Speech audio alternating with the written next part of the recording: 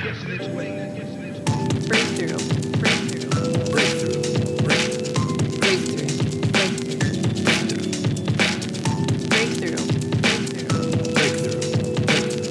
Breakthrough.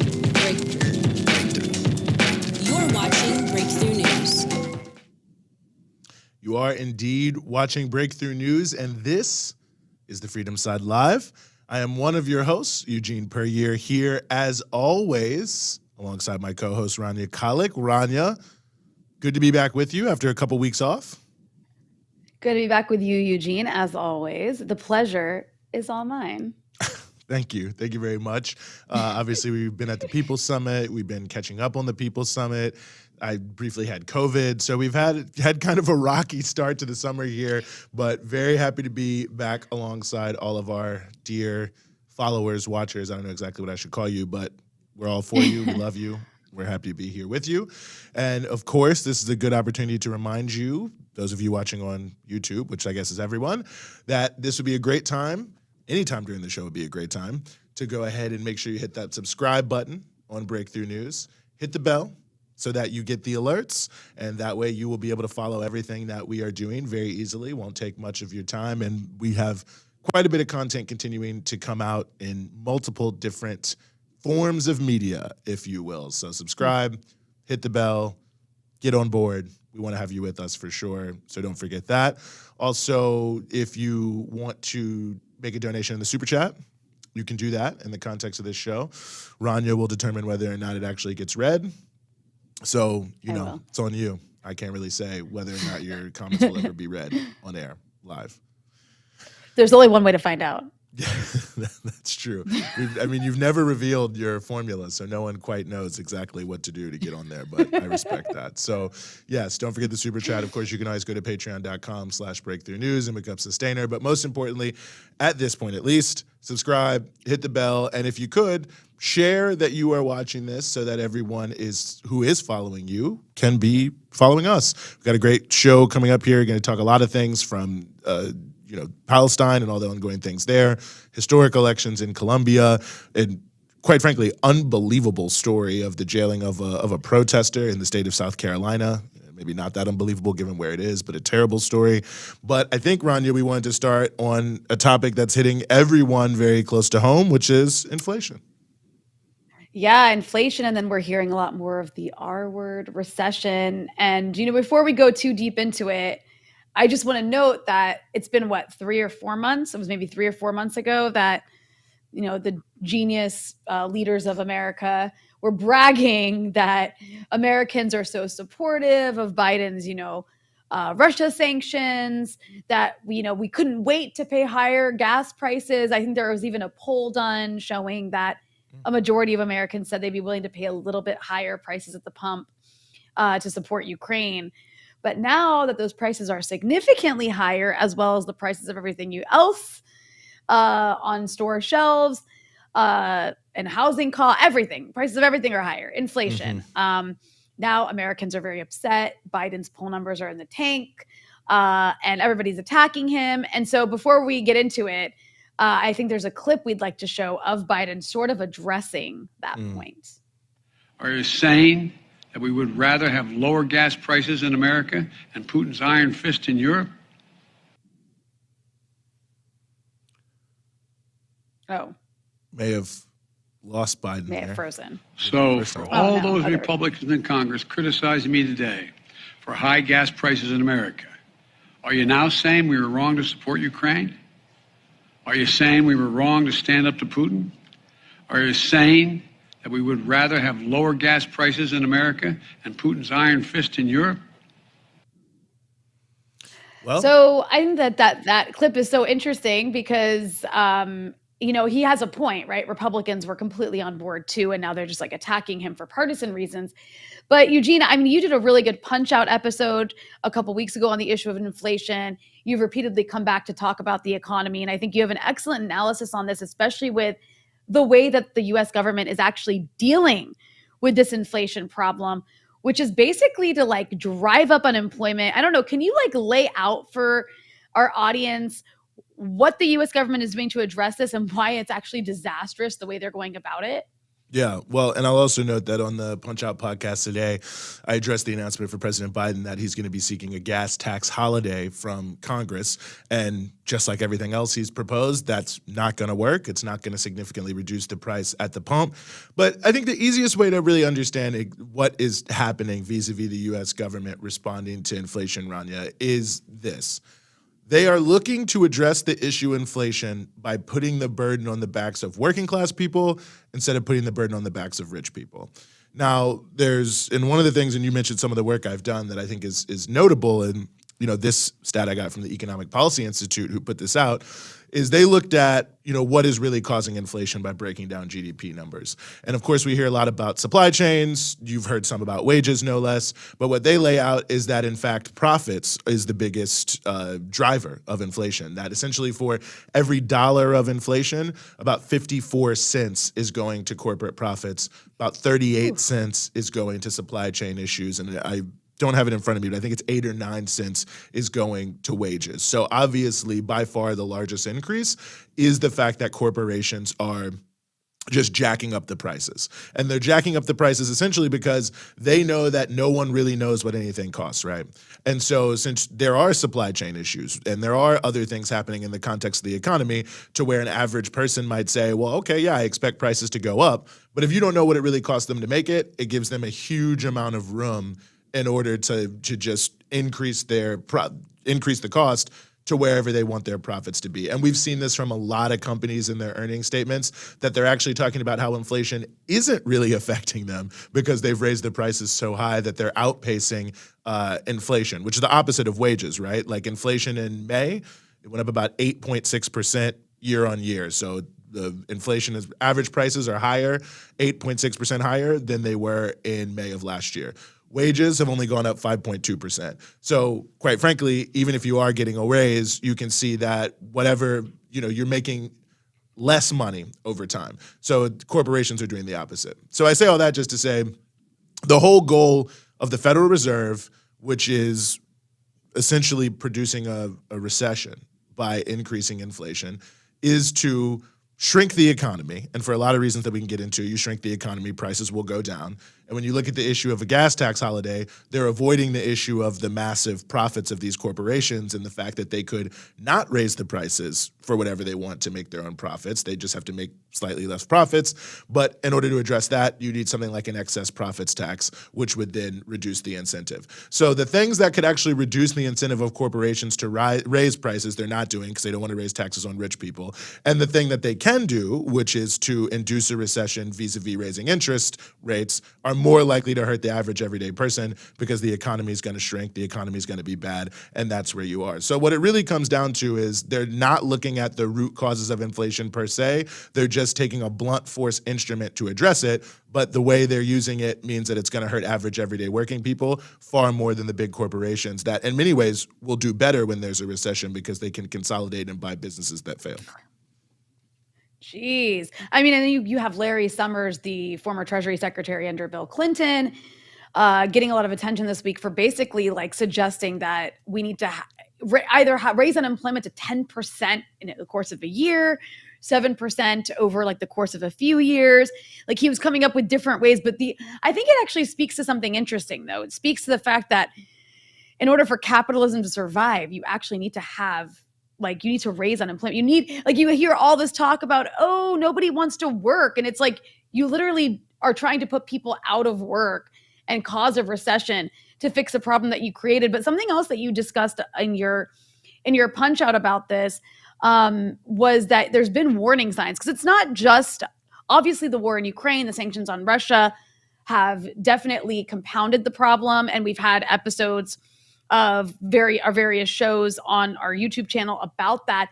But you specifically have talked about warning signs even prior to the last 3 or 4 months. Can you maybe give a little brief background on what, aside from the war in Ukraine, has contributed to this?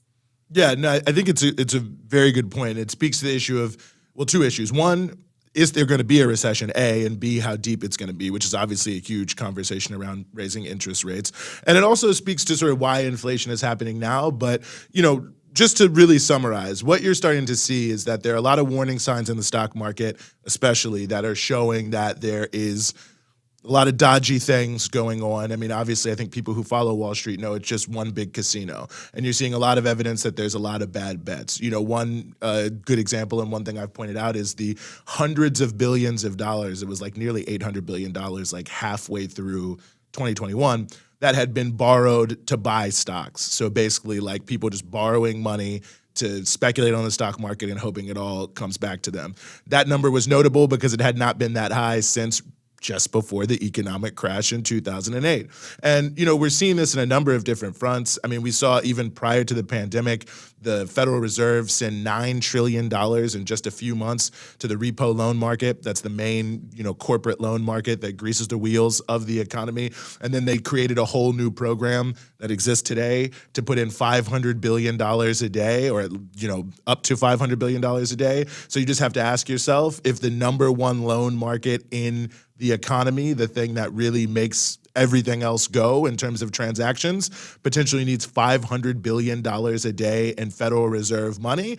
Well, what's going on there? Obviously, something is going wrong, and there are many reasons happening every single day why the market might seize up and stop, and the government's trying to do everything possible to prevent that from happening. And so when you look at all these different things, you can see that you have undoubtedly a range of bad bets, which means that there's a lot of companies out there that can't really do much of anything at all. They're surviving on the whims of this casino economy. And as interest rates go up, which means the cost of borrowing goes up, you're going to start to see many of these companies unable to pay their own debts.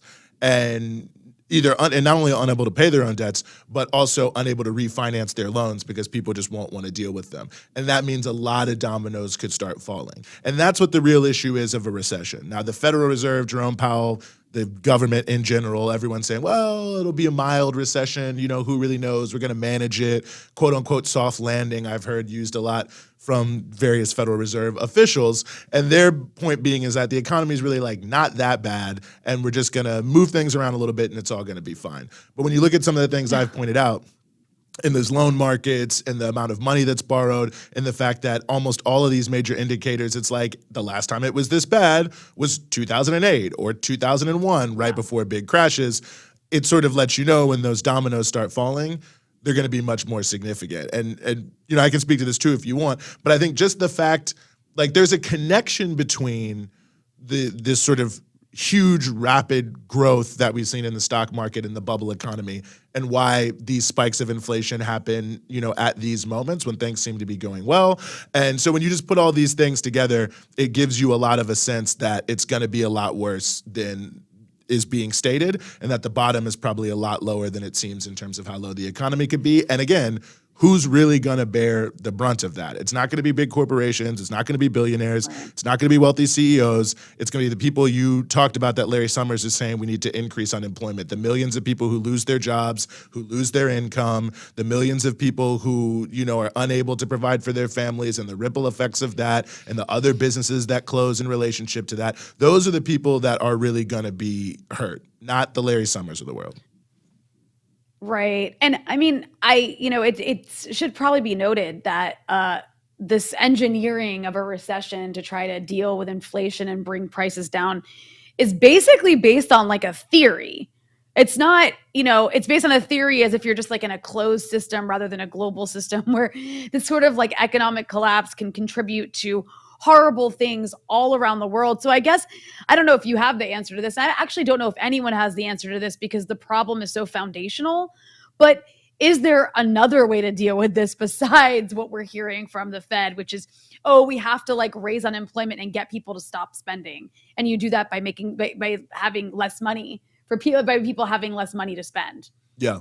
No, I think that's a great point. And I think the answer to that is yes, there is. And it speaks to it. I mean, that's why I said really it's like inducing a recession by raising interest rates is like blunt force trauma, right? And ultimately, when you look at the causes of what's happening right now with inflation, it's a lot easier to take a scalpel to it. Now, I mentioned it earlier, but the most obvious way would be to have an excess profits tax. If 54 cents on every dollar of inflation is going to corporate profits, and corporations think, okay, well, the government's going to tax a lot of these profits, then they're not going to keep raising profit. They're not going to keep raising prices to increase their profits, right? Like that's just, I think, a basic reality. And they might, in fact, lower prices because they're going to look at it as like, okay, we can't just keep increasing prices, whatever, because they have this excess profits tax. So what's the easiest way for us to continue to make more money, more profits, and that's to increase our market share. We want to increase our market share, we have to be a little bit more competitive. So if I'm Exxon and I'm selling gas to, and by the way, most gas stations are not actually owned by Exxon, it's a franchise. But anyway, if I'm Exxon and I'm thinking, okay, I got to get more market share, then I'm going to try to say, instead of giving $30 billion to super rich shareholders in stock buybacks, which Exxon is doing right now, I'm going to use some of that money. I'm going to eat the cost of increased prices. I'm going to sell this gasoline a little bit lower to my franchisees. They're going to lower their prices so they can steal more business from the Chevron that's down the street, which means that ultimately they're going to come back to me. They're going to buy more gas because they're going to have more business. And so even though we're not increasing prices, we're still able to grow our business and make more money and keep our profit margins high. So something like an excess profits tax, and you could apply this to food, you could apply this to many other things that are just skyrocketing. And by the way, gas prices are about 48% higher in May than they were of May of 2021. So you can see the huge impact of this. But 48%. Be that as it may, Jeez. that kind of tax is going to incentivize corporations to at least not raise prices, and it's going to incentivize them to perhaps lower prices, maybe not majorly, but to some degree in order to be able to steal a march on their competitors. But to have an excess profits tax, that means you have to take on big corporations and super rich people. And, and again, I encourage people to listen to my thing about the gas tax that's going to come out in the Punch Out podcast later is, these people were unwilling to raise taxes, these people being Congress, in order to fix all the bridges that are going to collapse in America. They weren't willing to do it to have free community college. They weren't willing to do it to help keep public housing from turning into slums. So they're obviously not going to do it now to help the average person who's worried about inflation. So what they'd rather do is just induce a recession because it will induce inflation, no doubt about that. But the negative externalities of it will be driven towards working class people, not towards the rich. So it's basically like, which thing are you going to do? Are you going to make the rich pay for this terrible crisis, or are you going to make poor and working people pay?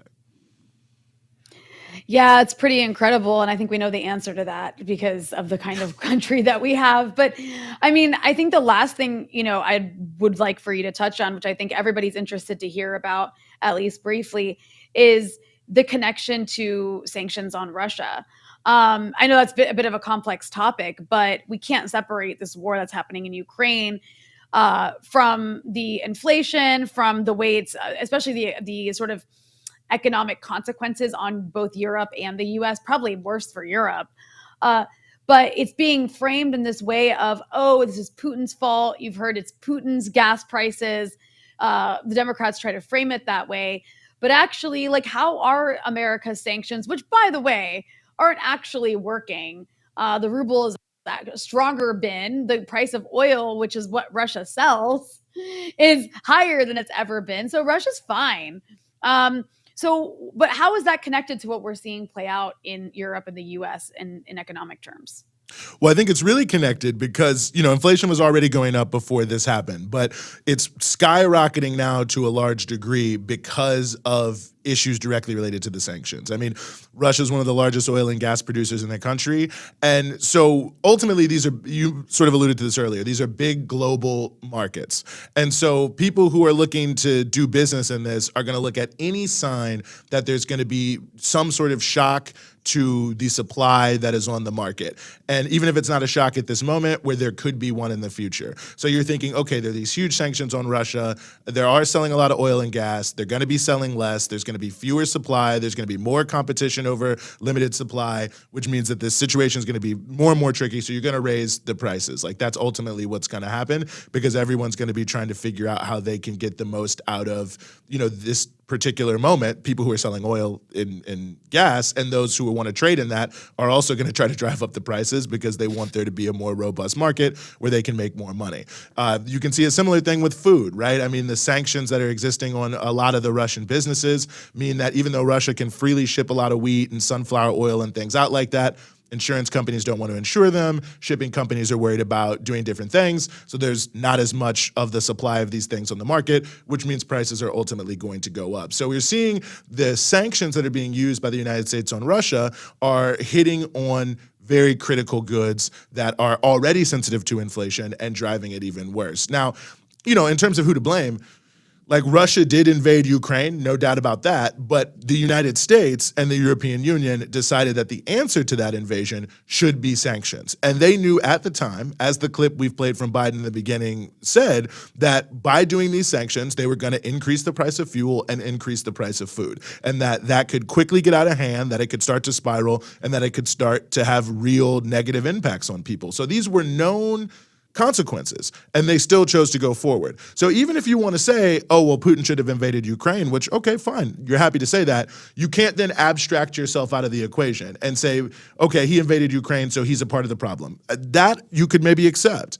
But if you just want to say it's all him, then you're completely ignoring the actual agency of the United States and EU on leveling these sanctions, knowing full well that it would make a very difficult situation for many people around the world. And then refusing to address this issue. The African Union, for instance, is calling on the EU and calling on the United States to drop their sanctions on food from Russia.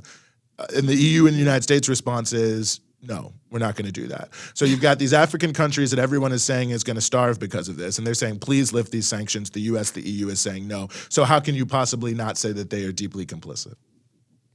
Yeah, I mean, it's really just the whole, fighting Russia to the last Ukrainian. I mean, you could actually extend that out to basically like the entire developing world where people are, could starve. People are going to starve to death because of this policy.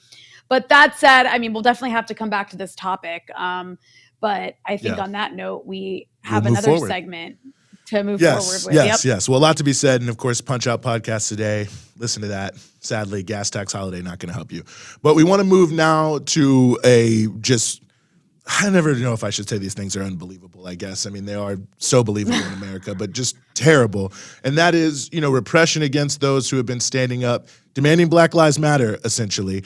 And this is a case we want to address, case of Brittany Martin in South Carolina. And we are very happy to be joined as we continue the show by Dr. Candice Brewer, who's a civil rights activist and organizer around the Free Brittany Martin campaign, also national president for the National Racial Justice Network. We also have with us Antonio Martin, who is the son of Brittany Martin, and with us as well. Thank you so much for joining us. Thank you. Well, Dr. Brewer, let me start with you because, I mean, when this story was sent to me, I was blown away. Explain what Brittany Martin is facing, what she's been charged with, and what the sentencing situation has been. Okay, so back in the summer of 2020, when all of the protests was going on around the world, Brittany Martin and her organization, Mixed Sisters United, they joined together and they did a protest down in Sumter, South Carolina. They were protesting the police killings of George Floyd and Breonna Taylor. During the protest, Brittany and some members of our organization, they was yelling, they were screaming, but it was a very peaceful protest. During the protest, she made the phrase, "I'm willing to die for the black. Are you willing to die for the blue?"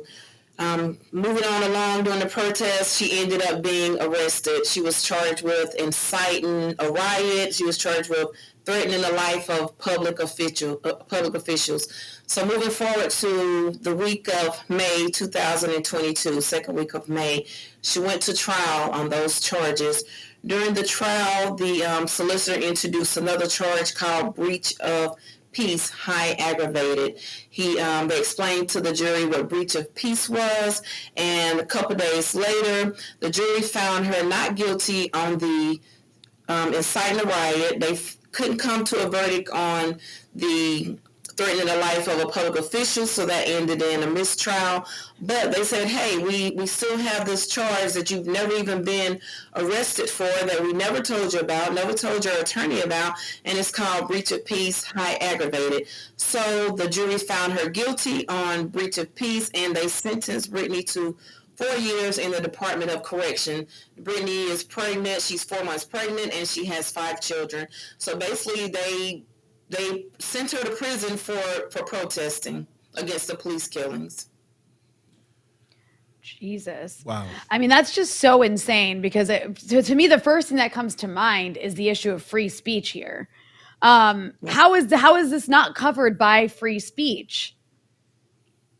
Well, it should be covered, but I guess when it comes to Brittany Martin, they could care less. Brittany is one of them activists that she doesn't mind fighting for anyone. If you need someone to fight for you and you're in the right, Brittany's going to stand up. She's going to fight for you. She's going to help her community. And I guess it's to a point where they feel like they need to quiet her and her organization down. So why not just cut off the head and maybe the body will fall? Well, Antonio, let me ask you this. I mean, what do you think is behind this heavy sentencing against your mom? I mean, what are the authorities afraid of that they would want to throw her in jail for 4 years for protesting? Oh, you're muted. You're muted.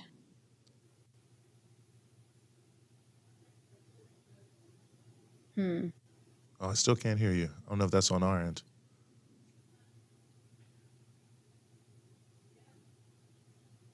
Okay, well, let's see if we can. Let's try to figure that out. But Dr. Brewer, let me also ask you this. Oh yeah.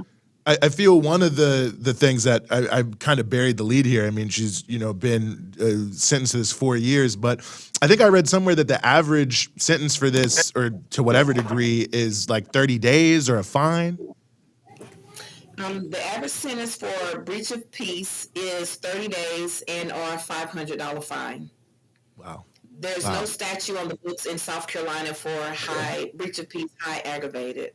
So when the judge explained to the jury what breach of peace meant, he only explained to them that this is what breach of peace meant. He did not explain to them what breach of peace, high aggravated. And I really feel like had they explained exactly what breach of peace, high aggravated meant, that she would have been found not guilty on that. Antonio, I think we have you now. Yes, it's simple. It's the matter of when you think of protesting, you think of either strong black men, you think of strong white men. You don't think of an actual sister, a black woman that's pregnant protest. You don't think of her standing up. Even I got a 4-year-old brother and a 2-year-old brother. They was out there with us protesting. My mom showing them, like every officer not bad, but if you got 4 officers that's doing something and you got 200 officers that's not saying anything about it, then you got 204 officers that's bad. So I think the fact that we're dealing with this is not new, but just for y'all to just straight and just lock her up like she just a dog, like, and that's how I really think that they think of us nowadays. Like they can just put us in a pound like they do a dog. When you think of a random dog on the street and they find them, they just throw them away. That's how we treat it, and it's sad. Let me also ask you this. I mean, what's been the impact on your family of this? Every day I got to explain to my brothers. Like, I got little brothers and I got a 13-year-old sister. My 13-year-old sister, she understands somewhat, but we just lost our oldest brother 5 months ago. And that's my mom's second child she lost. My oldest brother, Courtney Harris, was lost through gun violence. And that was the toughest thing that our family ever had to deal with prior to losing my other little brother. So my mom, just the fact that my mom is in there in some cage and I know she's thinking about my brother, because every time she calls, she tell me, she say, "Tony, I miss your brother so much." I say, "Ma, I know I miss her too." Every day I got to explain to my little brothers. They be like, "Where mommy? Where Court?" I got to tell them, Court passed away. And my oldest brother, my youngest little brother, King, he be like, the 4-year-old, he be like, "What happened to Courtney?" And, and it's not nothing that we can hide from him. And every time he just gets sad about it. So it came to a point where, I had to just stop telling him. Sometimes he asked me, I can't really I act like I mute him out. So it came to a big impact, coming from like being the second oldest into growing into the first oldest into growing all the way up. Like, I feel like a grown man because I got to provide for them. So it's been pretty hard. That sounds horrible. I'm so sorry for all those losses. It must be so difficult for your family to deal with. And now that she's actually in jail, in prison, what are the chances of being able to appeal this decision? Like, it sounds to me like this is something the ACLU should be all over. This is something organizations across the country should be all over, because this doesn't threaten just what's happened to Brittany is terrible, but this poses a threat to protests everywhere, to every protester. So is there an appeal taking place? Are there lawyers working to try to get her out and get this sentence overturned? We do have attorneys that are currently working on it right now. We're calling on other attorneys as well. We want to build a real tight legal defense team so that we can get her out of prison. We do have a couple of attorneys that have filed an appeal and a motion to reconsider right now. So basically it's just the wait game. But right now we're just trying to build her a tight legal team so we can make sure that this does not ever happen again, and so we can also make sure that she gets released from prison, get this expunged off of her record, get this whole sentence vacated. And when we talk about it, we try to tell everyone, this isn't just about Brittany. Although right now she feels like she's the sacrificial lamb, and she says she's willing to be the sacrificial lamb because, that's what she does. She stand up for the people.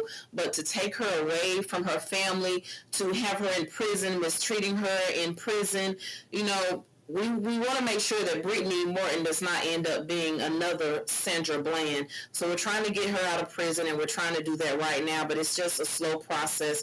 We do have other organizations that have joined with us, the Racial Justice Network and Mixed Sisters United, but we need more. Like, we can do more with other people that are involved, because this doesn't just affect one of us. This isn't just about Brittany. This is about all of us. If they feel like they can get away with taking Brittany away, throwing her in jail for protesting, then they're going to do that to everyone else that's out there protesting. So we're trying to stop this now. Mm-hmm. And I know y'all have been, I think, doing some protests and are planning some more upcoming, right? We do. We actually are planning a protest, a rally in Colombia at the State House. It's going to be on Saturday, July the 9th. We have been doing like phone zap where we're asking people to call the solicitor's office, call to the attorney general's office, call President Biden. Anyone that can help, we're reaching out to them. The congressmen, senators, we're reaching out to them. Mm-hmm. And Antonio, what would it be a message that you would send to, certainly anybody? Because I think a lot of people, they see these cases and they themselves, they get scared. They think like, well, should I go out and protest? Should I keep going? Should I do these different things? What message would you send to people who see this and do feel like, wow, maybe we should be a little bit more concerned, a little less likely to go out there? Don't stop fighting. Because let me tell you something. Even after my mom is released, I know what she gonna do. Y'all, come on. We finna go protest at the courthouse that did book me. Everything is not going to stop. Don't let it scare you. Martin Luther King been thrown in jail over 30 times, and he made a big impact, and you still hear his name 50 years later. It's not gonna stop just because you might get scared. It's gonna be times you do get scared. Because it's going to be time. That's the police tactics. They want you to get frightened. They want you to get frightened so you can be in their composure, so you can listen.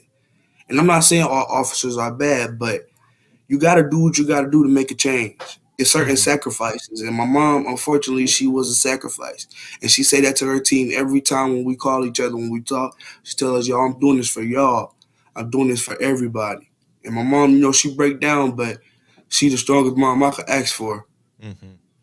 Well, let me ask y'all this just as a final question. Where can people go to find out more, to show their support? I'm sure there's a lot of people watching who want to help. Well, on Facebook, they can follow us up under Free Brittany Martin. They can log on to that, like the page, Free Brittany Martin. They can also go on the National Racial Justice Network. They can reach out to me. My phone number is area code 864-230-3292. Well, thank you so much for that, and we'll try to get some of this up on our social media as well, so people who are watching, follow us, and we'll make sure you have this information. But Dr. Candice Brewer, Antonio Martin, I really appreciate y'all taking some of your time to join us here on the Freedom Side. Thank you so much. Thank you so much. Thank you. Brittany appreciates it. Well, we'll definitely keep covering this as it moves forward. I mean, this is just wild, and I would just remind people, this South Carolina also had this major issues around this with many other protesters, people getting, hundreds of thousands of dollar bails, just ridiculous things. So, Obviously, it has a reputation as a quote unquote right wing state and all that, so maybe some people aren't surprised, but it does give you a sense of how vicious these people can be, Rania. No, just unbelievable to like completely shatter a family like that. Take a Mm-hmm. mother away from her children. Pregnant mother. I mean, on top of all the pregnant, on top of all the free speech issues, all the Mm-hmm. bigger issues that apply to so many people. I mean, it's just outrageous on its face. Like even if somebody, it just also shows you like in America, like even if somebody, imagine somebody who does like commit a crime, like a petty crime, not like this, not like a protester.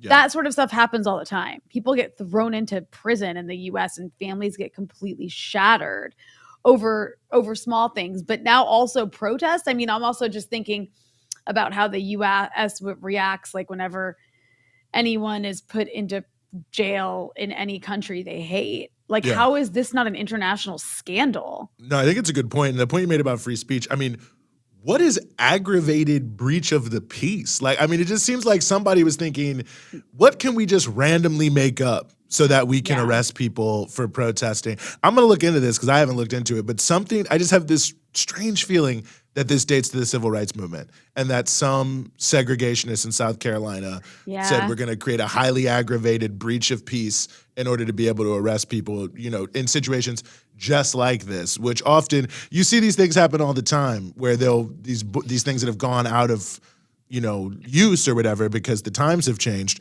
but you know, they're still there. But yeah, I mean, it really just feels like just a completely made up issue. I mean, it's unbelievable you can send someone to 4 years for that. No, I bet you're right about that. I bet you it's like some weird back during like Jim Crow times law. But geez, I can't believe this isn't a bigger story.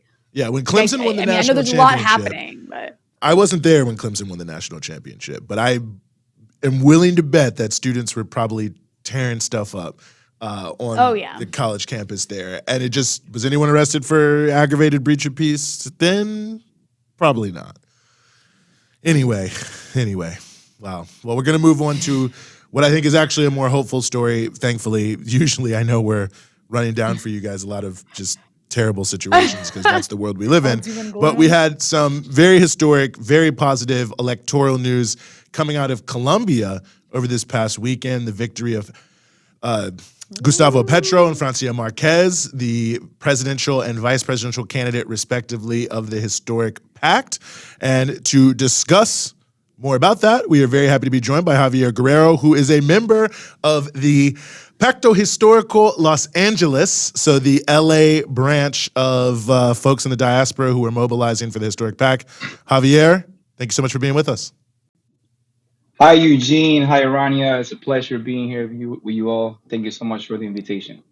No, the pleasure is all ours. Really happy to have you. And, just I guess a lot of people are saying this has been a very historic election, means a lot for Colombia. Just give us a sense of why people are saying that. Like, what does this election really mean for the country? Well, to be honest, as a Colombian myself, being born there, it's something I've been dreaming for the last decade, really, to be honest, to be able to see this new era of politics for Colombia. Is for a lot of us, this is really uncharted territory, really, as Francia likes to say, un gobierno de los nadie, like a government of the nobodies. You know, during their victory speech, they talked about how this is the sum of 500 years of resistance in Colombia. Colombia, this stronghold, it's called so many things, the military garrison of the United States, this right-wing, conservative right-wing territory that has keep the progressive movements in the region in check. Really, their victory for Colombians is a first. It's a lot of firsts. I would say it's a victory of the many firsts. You know, we have the first leftist president in Colombia. We have Francia Márquez. I mean, Francia Márquez being the first Black vice president in Colombia's history. She's a fierce, lifelong environmentalist and social justice leader since the age of 13.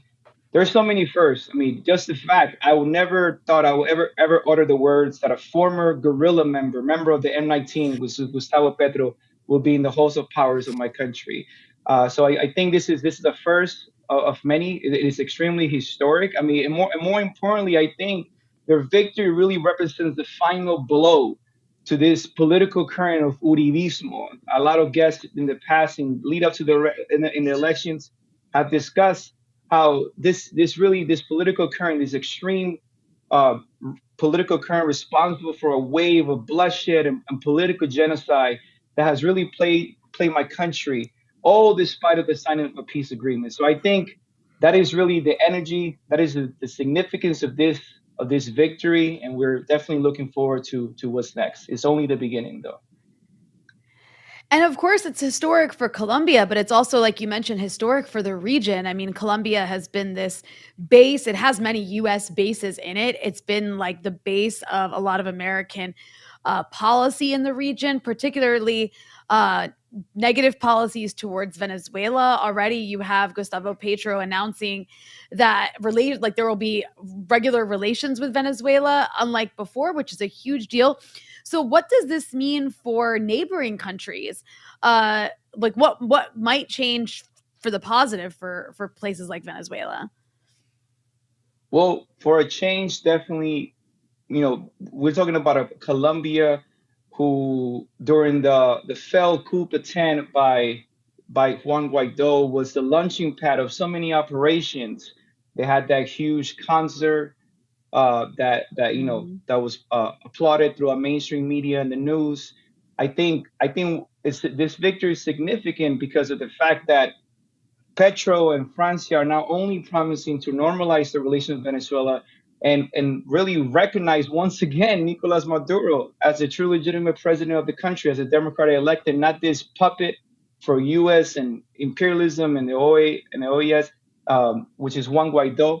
So I think this is going to be historic, definitely for the region, as this rising tide as continues to sweep the continent from Mexico to Honduras to now Colombia and some Peru and some future victories that are yet to come. It's going to be significant. It's going to be a buffer to U.S. imperialism. Colombia is home to 9 U.S. military bases that, like I said, operate as its military garrison. So I think this is going to be a huge challenge to U.S. imperialism in the region, but it's definitely going to be a relief as a step forward towards more cooperation rather than the politics of the OAS and the Lima Group that have used Colombia being one of the main protagonists of this as well, because of the previous administrations.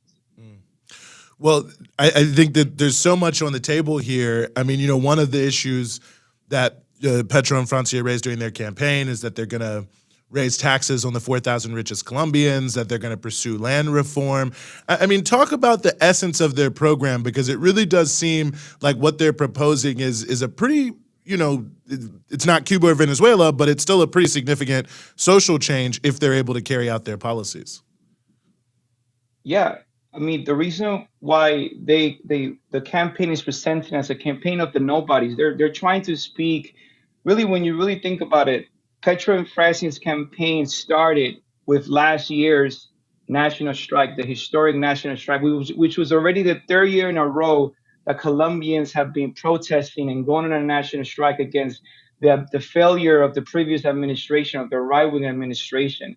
I mean, that they really represent the desires of these generations of Colombians that are disillusioned by this decades long of Uribismo, as I mentioned, this wave of violence. I mean, there's been a President Alvaro Uribe was responsible for the privatization of the healthcare system in the country, responsible for privatization of education, which leads to now many Colombian youth being in debt, just like here in the United States. So for this reason, they have been going year after year. And last year, with this huge uprising that really sent the country to a halt, it was this campaign is promising, aside from the things that you mentioned, really a new chance for the youth of Colombia, for the workers, for the farmers, for Afro Colombians, especially represented through Francia Márquez, to have a new chance of life. They publicly say that this is the she likes to say her campaign slogan is "Vivir sabroso," which literally translates to live deliciously, but it really means is a comfortable, dignified life. And I think so. I think this is who they speak. They're speaking is a pro people campaign. Obviously, there's going to be a lot of challenges on the way, but more importantly, Colombians serving as this decades-long bastion of right-wing rule and neoliberal politics. It's a huge shift. It's a huge step in the opposite direction. So I think we should be very excited, but actually know that it is going to be a tough struggle. But there's definitely a lot of hope. So you mentioned a tough struggle, and this is very exciting. I don't want to take away from that, but of course, we have to keep in mind that you mentioned 9 U.S. military bases. The U.S. has a history of spoiling anything that is not right wing across Latin America. So, and of course, Colombia also, still has paramilitary groups that operate. Some suggest that they're, funded by various oligarchs or the richest people in the country are connected to them. So I guess I raise all this to say, there's likely going to be some sort of backlash, right? These people don't take these sorts of policies lying down. So I know you can't predict the future, but I imagine these conversations are taking place of what might happen. What might the U.S. have up its sleeve? I mean, how do you foresee the U.S. going about pushing back against this administration, which I'm sure they're already in their offices at the State Department figuring out what they're going to do? I mean, I think it is definitely gonna. The Petro and Francia campaign is definitely gonna have to walk a thin line. I think it's gonna have to be a very strategic relation with the United States. I mean, Biden right after the day after the election, Colin spoke to Petro for 20 minutes, where he congratulated them. This was a time. To be honest, I was a little surprised to see the response from the U.S. capitalist media. Typically, when a progressive gets elected in the region, whether it was in Bolivia, whether it was in Peru, and all these places, they go on their routine to try to kind of like bring doubts to the democracy of the elections or how credible the elections might have been. This wasn't the case. It was immediately acknowledged. I think they're walking a thin line, to be honest. It is, but I think most importantly, as we've seen in places like I'll compare it to maybe Mexico in the beginning. Similar conversations took place with President Andrés Manuel López Obrador and then Donald Trump. But as we see in Mexico, and the Mexican president take more of an independent and kind of like an really imperialist approach in the region, we're seeing more and more tensions arise. So I think Colombia, and having this history, as I said, of recorded and documented political genocide and U.S. intervention, we need to be cautious. But ultimately, I think the hope is the fact that while this was a historic step, yeah, there are challenges, but the hope is the fact that Petro and Francia's campaign is based on the social movements. If you look at the historic path party itself, well, it's not a party, it's a coalition. We have so many movements aside from political organizations like the Movimiento Alternativo Indígena y Social, el Congreso de los Pueblos, which are indigenous movements, farmers and peasants based, working class movements, all part of this revolutionary political movement of the historic path. So I think that's where the hope, is through struggle. It is through this mobilization of the people that will be the decisive force for the government to carry out all these promises and fight back against whatever challenges U.S. imperialism and the Colombian political elite, right-wing elite, try to throw at them. Well, it's going to be very interesting to watch. I agree with you. I think there's a lot of hope. I think this election was a triumph for hope. I believed, I know, Javier, you and I talked just before the election, there was no polling that led us to know anything. It was all from the heart. So it's been amazing to see what's happened there. But Javier Guerrero working in Los Angeles to mobilize the Colombian population on behalf of the Historic Pact during the election. Thank you so much for giving us some of your time here on the Freedom Side. Thank you. Well, no, very good to have you there. Very good to have Javier on, working very hard. I know he was to mobilize folks. A big mobilization in the diaspora, a big mobilization in Colombia. I just have to say, Petro got them, and Márquez, they got the most votes that anyone has ever gotten, I believe, in a Colombian presidential election. Certainly the most votes this century. Now, I guess the flip side of that is so did Rodolfo Hernandez. So it was a high turnout election, but I think that in and of itself does say something that they reached this historic milestone of the number of votes. And if you look at it, it's really sort of the Afro-Colombian and indigenous parts of the country that played a huge role in that. I saw a wild TikTok of people in an indigenous area taking like 3 different boats to get to the polling place. So people were not going to be denied. Very, very exciting, man. That is commitment. Taking a boat to vote. Hey, oh God. Jesus. I can't believe I just said that. That was an accident. I was not trying to be cute. Dad, full of the dad jokes. Yeah, well, that's my instinct. It's okay. I'm a father at heart. Jesus. Well, happy Father's Day, belatedly. Thank you. So let's turn the page on that note. Please. Yeah. Wow, this is just going to be a bad segue. I'm sorry. But we're going to turn, obviously, to a very important issue, and that is the ongoing struggle by the Palestinian people against occupation, apartheid, and ethnic cleansing. And we are very happy to be joined as we continue the show by Asa Winstanley, who's an investigative journalist, associate editor at the Electronic Intifada, also hosts the podcast there. And also, you don't have to wait for a Substack. It's already here, asawinstanley.substack.com. Asa, thanks so much for being back with us. It's great to be with you guys. So, Asa, there's a few different things taking place around the issue of Israel-Palestine, a little bit beyond that we want to talk to you about. And I think a good thing to start with would be something that has been taking place this week, which is this group called Palestine Action in the UK, in London, has managed to, once again, because I think they've managed to do this before, but they've occupied the roof of the Israeli weapons company Elbit Systems. They have a factory in London, and they actually managed to shut down the factory. So can you tell us a little bit about what's going on with that? Yeah, Palestine Action, they're a great group. They're a committed group of activists who, I mean, the clue's kind of in the name, right? They are an action group. They're a direct action group. They focus on actually shutting down Israeli arms facilities in the UK. And this company, Elbit, which is Israel's largest private arms manufacturer, has it's responsible for 80% of Israel's drone fleet. It had, until recently, 8 different premises in the United Kingdom, and it's now down to, it had 10, and it is now down to 8.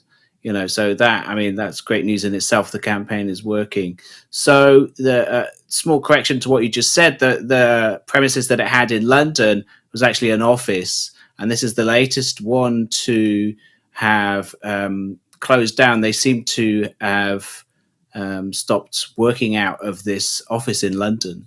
And it was kind of, they still have their headquarters in Bristol in the west of England. And they have different parts factories, different facilities, some factories, some offices around the UK.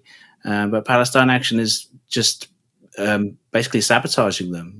They're just going in, and they're repeatedly doing it. This is the thing, I was just looking at the latest information that they put out about this shutdown of the London office.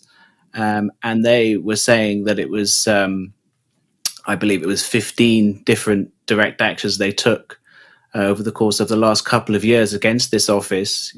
And, we were seeing it there in the VT, just doing things like spraying red paint to symbolize Palestinian blood, locking on to the front gates and things like that, and just making life difficult for them. And it seems to be working. Yeah, well done. Yeah, no, certainly. Well, talking about I guess we could go anywhere talking about weapons related to Israel, given the amount of terrible behavior they're engaging in. But obviously it brings me to the case of Shireen Abdulakla, who, of course, was murdered by the IDF, although I guess they claim that's not the case. I think it was Sunday we had the latest of multiple investigations come out. I think the New York Times saying that a lot of passive voice, but perhaps it was the IDF.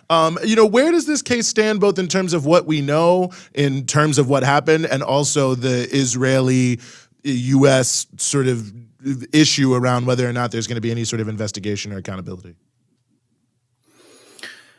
Well, I think there's two interesting things about this case that kind of show how things have changed over the years, but also how things haven't changed over the years, right? So there's kind of the two sides to it.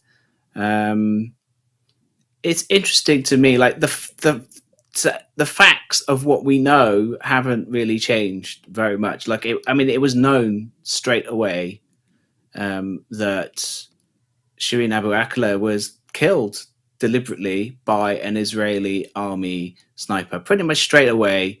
An Israeli army soldier, for whatever reason, whether it was a deliberate assassination or just the whim of an individual soldier, we're not sure about.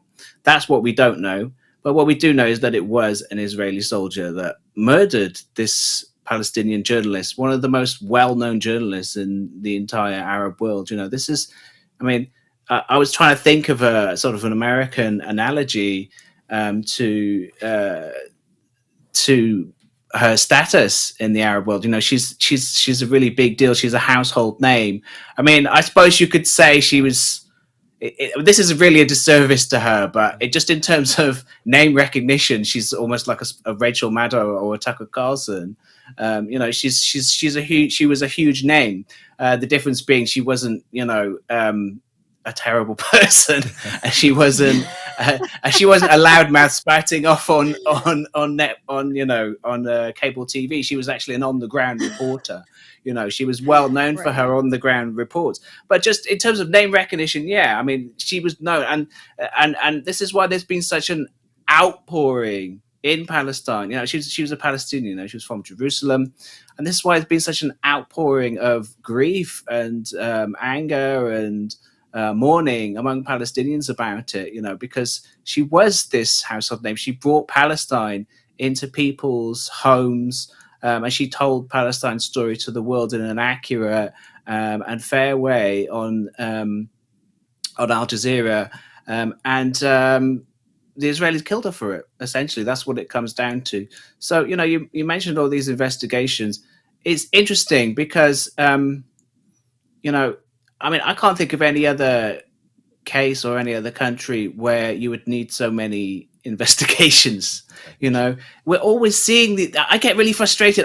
I'll be honest with you. I haven't read the New York Times investigation. I don't really, I skimmed it. I don't really intend to read it. It's just telling us in more detail what we know. You know what I mean? Like, there's been all these investigations. CNN have investigated. They concluded the Israelis did it. The Associated Press, I believe Reuters looked into it. And even Bellingcat, this British intelligence linked operation, even they have had to say, yeah, the Israelis did it. So, you've got Anthony Blinken, then having the chutzpah to say that, we don't really know.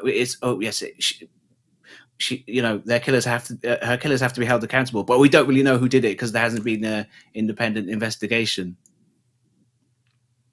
It's incredible. Yeah, he said that to a good friend of the show, Abby Martin, just a couple weeks ago. And it's incredible. It's like, how many more investigations do you want? What does an independent investigation even mean? And just to speak to what you were saying about Shireen being a household name, not just in Palestine, across the Middle East. And this is even at a time, even as Al Jazeera stopped being more of like a pan-Arab channel and kind of joined into the sectarian warfare taking place across the region as like a soft power arm, especially Al Jazeera Arabic, even as all that was taking place and people on a certain side started to hate Al Jazeera because of its coverage on Libya or specifically Syria or Iraq, across the entire region in all those countries, she, as an Al Jazeera Arabic reporter, was still a revered journalist because of her work on Palestine. So all across the board, the pro-resistance side, the anti-resistance side, whatever you want to call them, were just shocked that Israel did this. That said, we do want to ask you about the collapse of the Israeli government right now that's taking place. I actually thought it was kind of funny. I get these email alerts from the State Department. And Flee now. I got specifically their Near East policy portion of the State Department. So a couple days ago, there was one. I think it was like a statement that a readout of Anthony Blinken's statement, or Ned Price. I can't remember which one. They're both the same to me. To the Israelis, they had called Naftali Bennett and said, oh, we're sorry the turmoil you're experiencing, but we will always stand by Israel against Iran's malign influence. And I was like, what? Like, you have to throw that in even to a statement about Israel's government collapsing. But okay, Iran's malign influence aside, what's going on here? Why did the government collapse? Does this mean anything? Because this kind of happens all the time in Israel and across the parliamentary systems, honestly, all across the Middle East. Yeah, it's interesting. My colleague at the Electronic Intifada, Maureen Murphy, has written a really good article about this yesterday, titled, which I recommend your readers read, titled "Israel to dissolve government to preserve apartheid." And in that article, Maureen sums it up, and she says that the decision to dissolve the government demonstrates how settler colonialism is the single organizing principle of the state of Israel. And what she means by that is that the reason that the government has collapsed is because they've been unable to renew a law that has to be regularly renewed in order to maintain the apartheid status of the West Bank, under which Israeli settlers who live in the West Bank are governed under civilian law, while Palestinians are governed under military law. That is to say, they have a kangaroo court system judging them, whereas Israelis have access to due process and other standards of basic civilian law, where those Palestinians are judged by the army. The judge, the prosecutor, they are army officers. It's a military dictatorship in the West Bank, and this is why it is a fact that it is apartheid. It's an apartheid regime because there are different laws operating. But because of the way Israel operated this law, implemented these laws, every few years they have to extend this legislation. And because of the fractious nature of the Israeli coalition government, they haven't been able to agree the extension of that law in the Knesset, Israel's parliament. And so they've had no other option than to dissolve the government and to call new elections, which looks like it will be what's going ahead. And I think it's important to clarify that the only reason they haven't been able to agree to the extension of this law is not because the lawmakers in the Knesset disagree with it. Quite the opposite. The opposition agree with it. The opposition is led by Netanyahu, who until fairly recently, as I'm sure most of your viewers will know, was the Prime Minister of Israel, a right-wing Prime Minister of Israel. It's the right-wing Prime Minister of Israel against the former right-wing Prime Minister of Israel, and it's just a factional dispute. The only reason they're voting against them is to collapse the government so that they'll be able to. Netanyahu will be, have an opportunity to try and mount a political comeback, which could well be possible. Wow. And, it seems, and sort of related to this, that, obviously when the Biden administration came in, it's not like I was expecting they were going to do much of anything, but I think a lot of people felt, okay, well, they won't be as bellicose as Trump. But it seems now with this announcement that Biden is now going to go to Saudi Arabia, that they're going to set up some sort of missile shield, that really there is no difference, that this is Biden administration policy is ultimately a continuation of the Trump policy on Palestine. Yeah, I think that's absolutely true. And I think that in a lot of ways, the Trump policy on Palestine was a continuation of the Obama policy on Palestine. What I always say is that each American president always outdoes the previous American president on, increasingly bad policy towards the Palestinians and increasingly servile policy towards Israel. I think that their response to Shireen Abu Akleh as well shows that too, because we see this, what you were saying about this, how they have acted in this really kind of servile fashion towards the Israelis. yeah, we see it with the same issue here. I mean, and that's really interesting about their even inserting this condemnation of the Iranians into the Like totally unnecessary, like out of nowhere, nothing has to do with nothing it. to do with the collapse of the government. Like what? They just have to get that in there. Iran's malign Yeah. influence. Like Yeah. it's a buzzword. Yeah, I mean, there's no bottom to the American facilitation of Israeli settler colonialism. I mean, it really That's is. a good way to put that. I guess it shouldn't be shocking at this point, but I'm going to continue to be shocked, honestly. It's shocking. Let's say it's shocking, but not surprising. Let's put it that way, I suppose. You know. Yes. And I think that's exactly the way. Yeah, and it's a similar thing with Shireen because, again, that was in a way not surprising because Israel's killed so many Palestinian journalists, you know, and they just get away with it time and time again. And most of the time, the only exception was that this has been reported so much.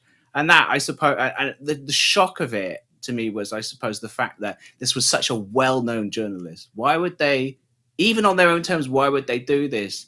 And, you know, because it has caused negative publicity for them. And that kind of makes you suspect maybe it wasn't a deliberate, it was deliberate, but it wasn't a calculated assassination of her as an individual. Although it may have been, we don't know for sure. But it makes me suspect that it was maybe more just a whim of an Israeli soldier who just thought, well, I can kill her, so I will. Yeah, you know, I can do whatever I want. And you know there's that no they recognize her repercussions. too, I mean.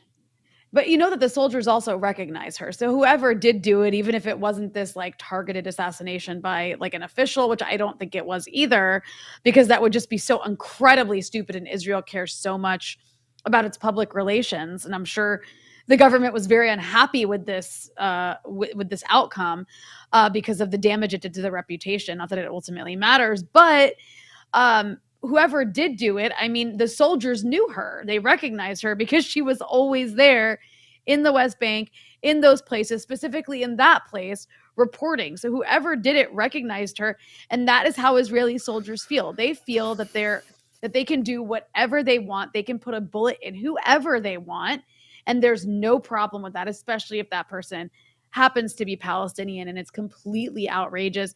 But just to shift for a moment to other bad actors, malign influences in the region, as the U.S. likes to call them. Biden is about to take this trip to Saudi Arabia, and there has been some speculation that this trip, of course, he's going to like kiss the ring of Mohammed bin Salman, who he actually has not met because he came in, criticizing him. Mohammed bin Salman prefers Trump, was friends with Trump, loved Jared Kushner, does not like Biden. Regardless, Biden is desperate to replace the oil from the human rights abuser Russia with oil from a better human rights abuser, I guess, Saudi Arabia. So he's going to go kiss the ring. But there's speculation that this will also involve discussions of normalization. Now, I personally think Saudi Arabia and Israel have already unofficially normalized relations on a number of levels. But what do you have to say about that? What's your take on Trump's visit and the sort of backdrop of normalization? Yeah, I mean, I agree with you. I mean, I think there's every sign that the Saudis for many years now have been, having back channel discussions with the Israelis for a long time. Another colleague of mine at the Electronic Intifada, Tamara Nassar, this is her beat. She's done a whole series of really good reporting on the whole trend of normalization of Arab Gulf dictatorships with Israel over the last few years. But I think, and she's done a good report about this Biden visit as well. Biden hopes to preside over Israel-Saudi wedding. And, really for the last decade, we've been seeing the Saudis slowly become closer and closer to Israel, and under Mohammed bin Salman, I think we've seen that increase even more. And the assassination by Mohammed bin Salman of Jamal Khashoggi, the Washington Post columnist, in 2018, I think put a bit of a fly in the ointment and has really delayed this. And I remember back in 2018, and I was looking back on one of the reports that we put out about it at TEI in 2018 about the assassination of Khashoggi. And my colleague Ali Abu Nima, he was quoting Asad Abu Khalil, the Lebanese American professor. I think I'm sure you've had on in the past, and he was predicting that at the time, and I remember thinking the same sort of thing at the time.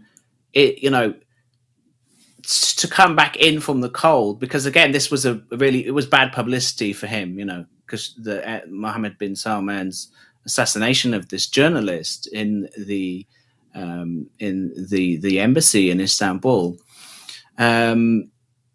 It meant that there was a lot of media attention on it, in a similar sort of way to, I suppose, the media attention that's been on the Israeli killing of Shireen Abu Akleh.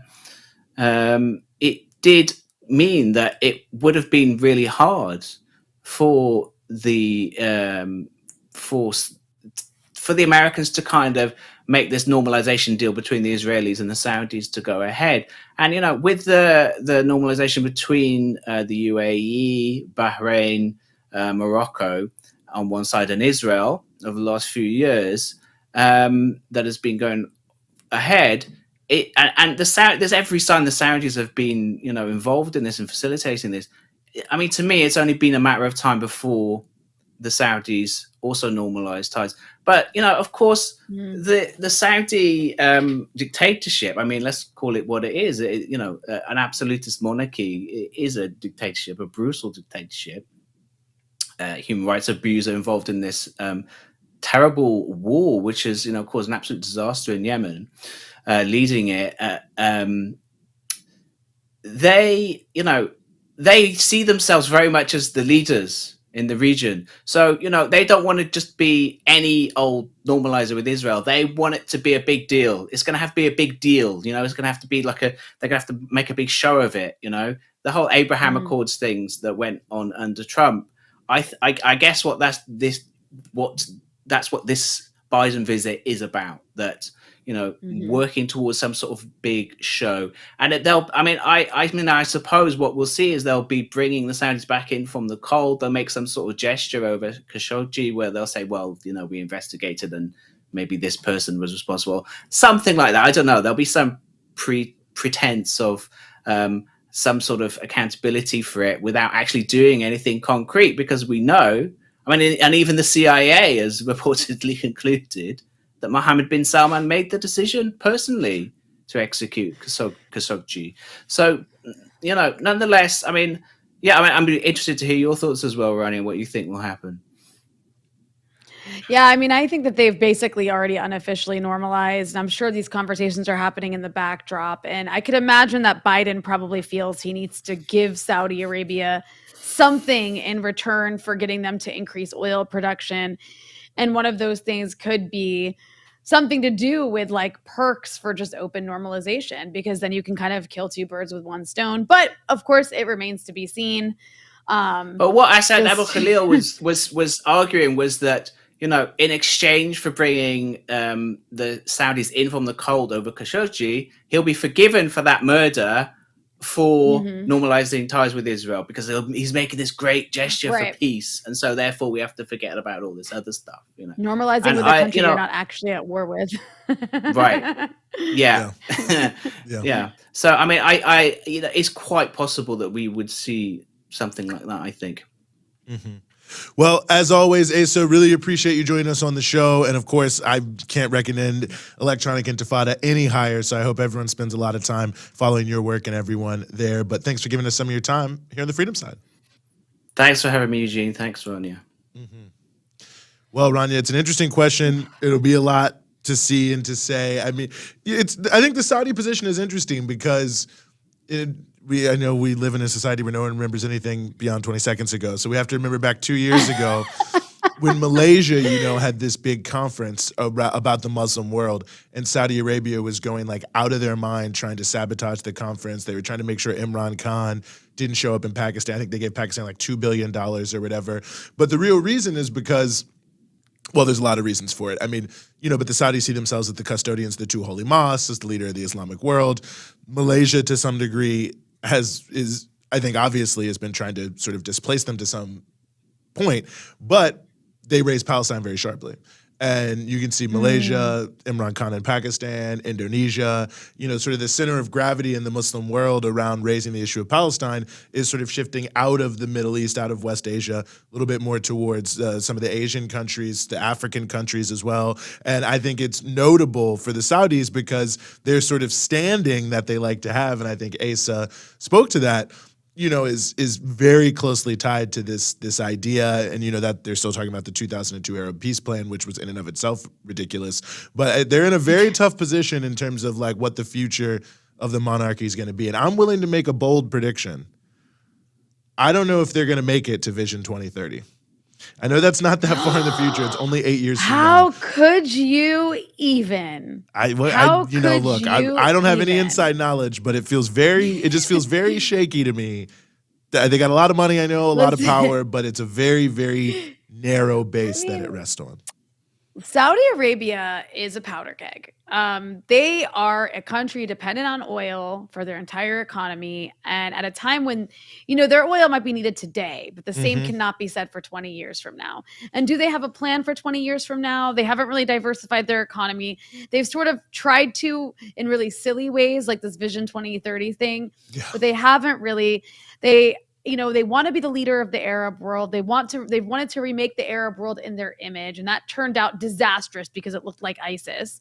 And so now they've toned back on the Wahhabism, but what's left? I mean, Wahhabism is necessary for many reasons.